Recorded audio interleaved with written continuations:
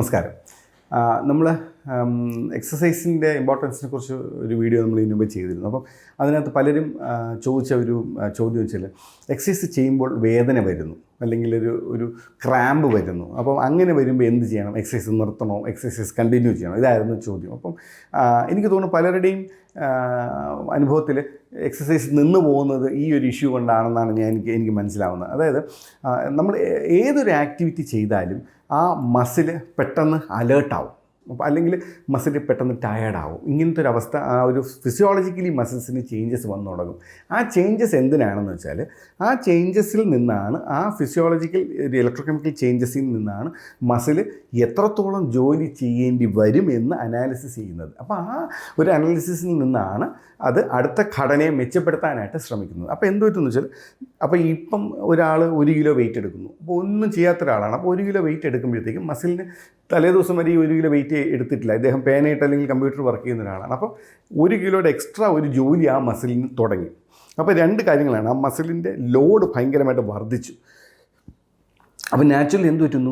മസിലിന് നോക്കുമ്പോഴത്തേക്കും അതിന് അത്രയും ശക്തിയില്ല. അപ്പോൾ ഫസ്റ്റ് വരുന്നതെന്ന് വെച്ചാൽ അവിടെ ഒരു എങ്ങനെയെങ്കിലും ആ ജോലിയെ ഒന്ന് സ്ലോ ഡൗൺ ചെയ്യണം. അപ്പോൾ അതിന് ഏറ്റവും എളുപ്പം അവിടെ ഒരു വേദന ഉണ്ടാക്കുക എന്നുള്ളതാണ്. അല്ലെങ്കിൽ ആ ചെറിയ മൈക്രോ ട്രോമാസ്, ഈ മൈക്രോ ട്രോമകളാണ് ഈ മസിലിനെ കൂടുതൽ സ്പ്രൗട്ട് ചെയ്യാനും കൂടുതൽ ശക്തിപ്പെടുത്താനും ഒക്കെ ഹെൽപ്പ് ചെയ്യുന്നത്. അപ്പോൾ അതൊരു ഫിസിയോളജിക്കൽ പ്രോസസ്സാണ്. It's quite natural. അതിനെ പേടിക്കേണ്ട ആവശ്യമില്ല. അത് ശരീരത്തിൻ്റെ ഒരു രീതിയാണ്. അത് എങ്ങനെ ബെറ്ററാക്കി എടുക്കുക, അല്ലെങ്കിൽ മസിലിൻ്റെ ബൾക്ക് കൂട്ടാനുള്ള ഒരു ടെക്നിക്കാണ്. അപ്പോൾ ഒരു ടെമ്പററി ഫേസിൽ ഒരു വേദന എന്തിനാണ് അവിടെ വരുന്നത്? ആ മൂവ്മെൻറ്റ് കുറയ്ക്കാൻ വേണ്ടിയിട്ടാണ്. അപ്പം നമ്മൾ എന്ത് ചെയ്യണമെന്ന് വെച്ചാൽ, ഒരു എക്സസൈസ് ചെയ്യുമ്പം അല്ലെങ്കിൽ ഒരു ജിമ്മിൽ പോകുന്നു, വർക്കൗട്ട് ചെയ്യുന്നു, വേദന ഉണ്ട്. അപ്പം ഏറ്റവും ഐഡിയലി ഒരു 2 ദിവസം ആ വേദനയുള്ള ആക്ടിവിറ്റി അങ്ങ് കുറയ്ക്കുക. നമുക്ക് ബുദ്ധിമുട്ടില്ലാത്ത മറ്റ് ആക്ടിവിറ്റിയിലേക്ക് പോവുക. എക്സസൈസ് മൊത്തമായിട്ട് നിർത്തണമെന്നില്ല.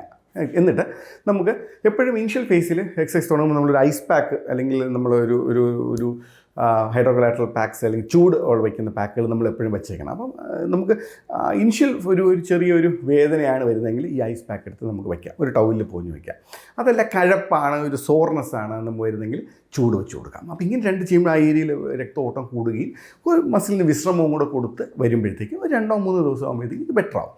അപ്പം 4ാമത്തെ ദിവസം ആ 3 ദിവസം മുമ്പ് ചെയ്ത എക്സസൈസിൻ്റെ ഇൻറ്റൻസിറ്റിയിലല്ല ചെയ്യേണ്ടത്. വീണ്ടും പതുക്കെ തുടങ്ങുക.